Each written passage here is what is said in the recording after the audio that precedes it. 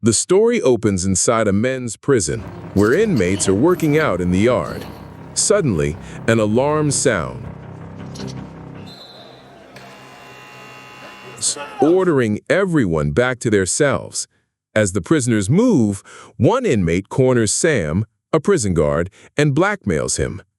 He demands that Sam smuggle in illegal items and send money to his associates. Bitch, I own you. You sent my boy $500 with tar and coke all over that shit. If Sam I'm refuses, trying to help you, man. the inmate threatens to expose him and ruin his career, warning that Sam could end up locked in the same prison under his control. Scared and desperate, Sam lashes out and fights the inmate. But the struggle leaves him injured, a deep cut running across his face. Later, Sam visits the infirmary, where a doctor checks him for a concussion and stitches his wound. When fellow guards Tim and Ed ask what really happened, Sam lies. He claims the inmate had been giving him trouble for a while. According to Sam, he simply ordered the man back to his cell, but the inmate resisted. Things escalated, Sam says. The inmate headbutted him, forcing Sam to defend himself with his nightstick. Tim isn't convinced. Your first mistake, he tells Sam, was letting him get that close instead of calling for backup. To protect Sam from further retaliation, the guards decide to move him out of the cell block and assign him to the tower. Days later, Sam is on the prison rooftop, scanning the yard through a telescope. Something catches his eye, suspicious movements among the inmates. Within moments, a brawl breaks out. Sam slams the emergency alarm. Guards rush in, armed with tear gas, while others take positions on the roof. The tear gas canisters explode, forcing several inmates to the ground. Still, the fight rages on until warning shots are fired into the air. Finally, the prisoners drop. But chaos erupts again when two inmates suddenly gang up on another. Fully geared guards storm the yard, pinning prisoners and tying them down one by one. From above, Sam realizes his mistake, but it's too late. In the aftermath, Warden Mills meets with Tim and Ed. They discuss Sam's role, especially after the earlier incident with Daryl Johnson, the inmate who threatened him. Mills decides Sam can no longer stay in the tower. No, the warden says firmly, we need to move him out of here. This isn't about punishment, it's about protection. They will kill him if they get a chance, and you know it. After the riot, the guards debate Sam's future. Tim argues that since Sam was already attacked once, it makes sense to keep him away from the inmates for his own safety.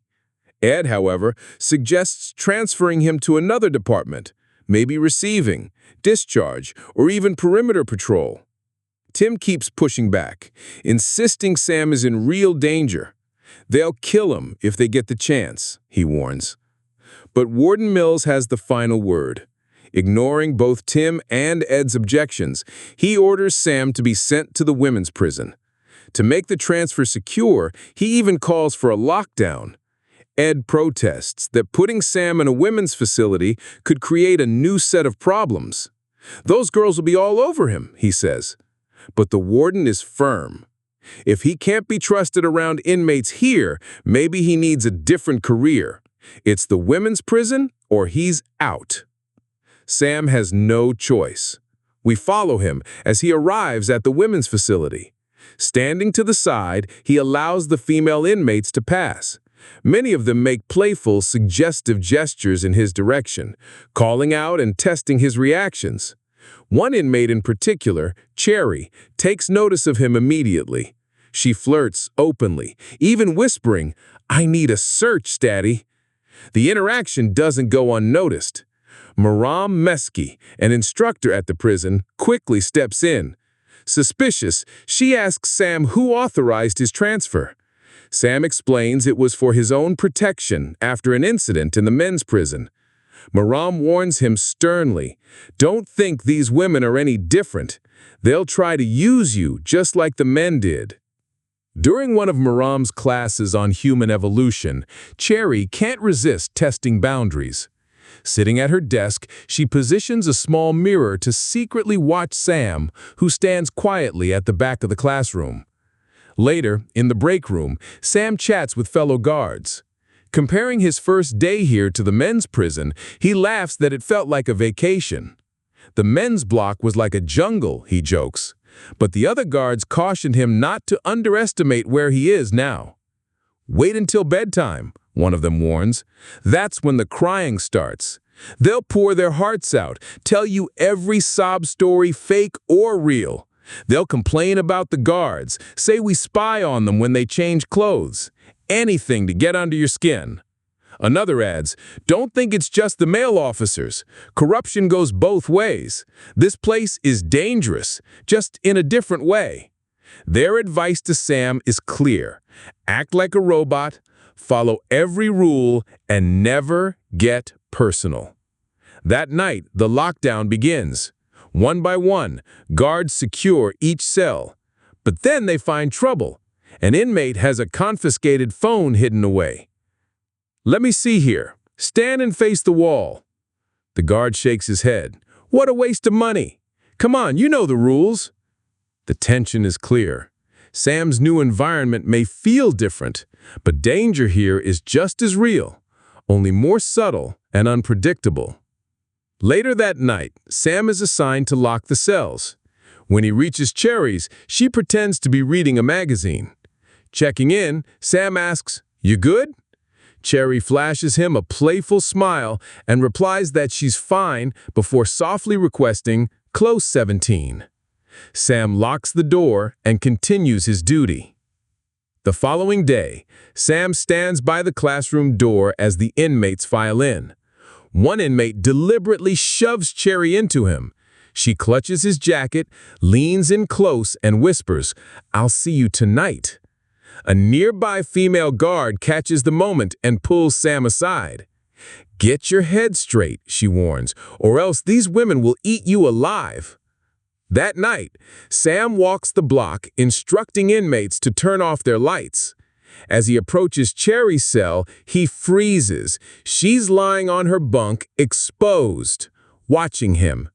His emotions betray him, and he stares longer than he should. Neither realizes that hidden cameras are capturing every second. The next day, in the control room, Cherry acts strangely, clutching her side. She claims she's in pain and asks to be sent to the infirmary. When Sam comes closer, she winces, saying, "It's my side, maybe a stretcher," but then she insists she can walk. On the way, Cherry suddenly pulls Sam under a stairwell, a blind spot with no cameras. "Nobody can see us here," she whispers. Sam resists at first, but Cherry pushes harder. His hesitation crumbles, and he gives in.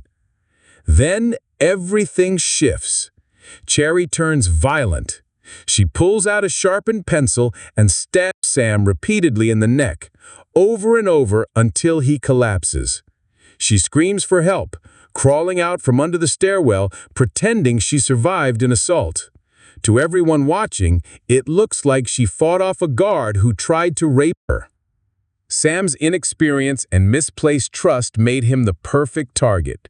The inmates, hardened by violence and manipulation, knew exactly how to exploit his weaknesses. Investigators later review the case. One questions whether Cherry's story of self-defense holds up. There were no defensive wounds on her body, no scratches, no bruises, no torn clothing. Sam, on the other hand, was stabbed nearly 30 times in the neck. Those injuries look more like a one-sided attack than a struggle. Still, within prison walls, truth is slippery. These women have no options, one investigator explains. They're immune to lies, immune to threats. The only thing that might crack them is compassion. But compassion comes too late for Sam. A young, inexperienced officer is dead, posthumously branded a predator, while Cherry walks away as if she survived an attack. What are you doing here? They want me to ask you what happens. I only got the answers I gave. His family get money from him being dead. Not if he committed a crime. Did he commit a crime? Goddamn right he did. Look at that. I feel better already. Thank you for watching. Please subscribe.